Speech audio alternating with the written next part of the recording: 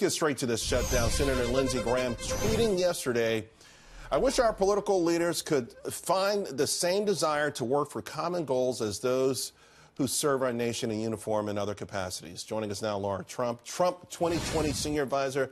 Lara, all right, well, 28 days into this shutdown, and obviously it's personal. It's gotten very personal, even more so between President Trump and Nancy Pelosi. And people are taking shots at both of them like this is not necessarily an adult way to find a solution. Yes, well, I will say the first shot was taken by Nancy Pelosi disinviting the president to give the State of the Union address, which was absolutely crazy, in my opinion. I mean, we've never seen something like that happen. The good news is that the president doesn't need to give it in front of Nancy and her colleagues. He can give the State of the Union anywhere he wants, and I'm sure he will do something to that effect.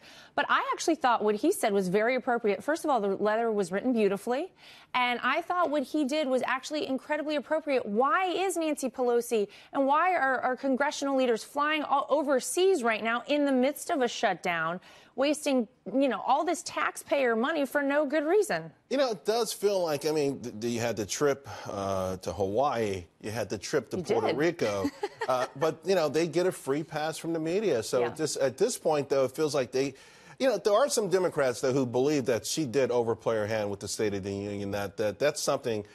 Listen, if the Secret Service, if police or law enforcement believe there's an issue, they will say to the White House, don't do this. She's not our national, she's not in charge of the Secret Service. So it's so purely political, and that might start to backfire on her, this kind of stuff. Well, I think you're seeing that happen already. You're seeing some Democrats coming out and saying, wait a minute, I did not sign up for this Democrat Party. Don't lump me in with all these people, because I think they're understanding that the American public is sick and tired of all these antics. And for Nancy Pelosi to do what she did with the State of the Union was very bold and very uncalled for, in my opinion. The fact that many of these Democrats are not even coming to sit down with the president when he invites them to the White House to negotiate, to find an end to this, I think they're seeing that and they're saying, wait a minute, don't put us in that camp.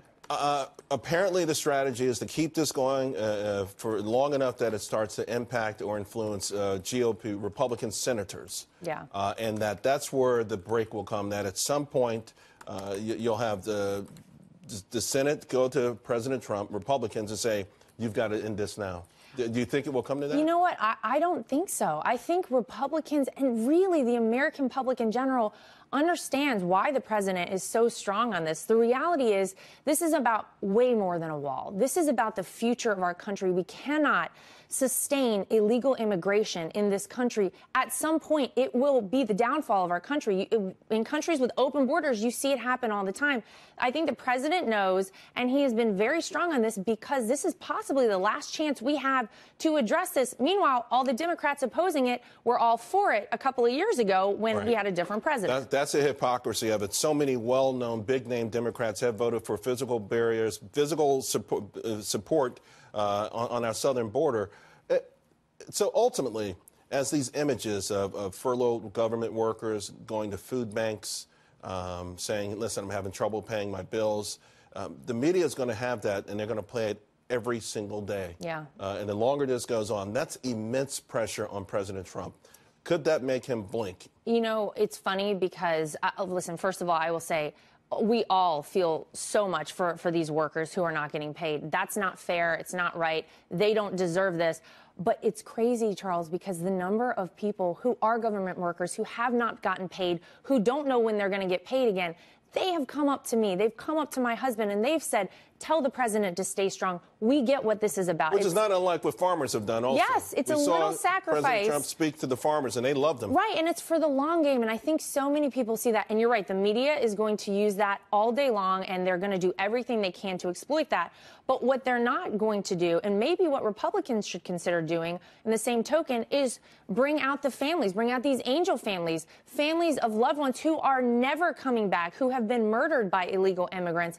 And maybe that's the counter. I don't know. But you're right. They are going to exploit that.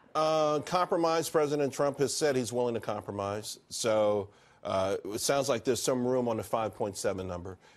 Do you have an idea of how low he could potentially go? Or could we even go the other way? Could this actually be an opportunity for a grand bargain? Hey, why not get all the immigration cards on the table and deal with it all once and for all, the loopholes Yeah. I mean, this is that kind of an opportunity. It would be great. It would be so great to see that. Listen, he's the negotiator in chief. I leave him in charge of that. So I don't know what his bottom number is there, but it would be nice to solve all of this because, again, it is about so much more than a wall. It is really about a broken immigration system that is really detrimental to the future of our country. We have to address it. We have to fix it. And it's time. Let's get it done now. Yeah. Let's all come to the table. Well, it's great meeting you in person for the first time. You're a relentless hard worker, and I don't think you got enough credit for your role you played in the election. Thank you. We appreciate it. Thanks Laura.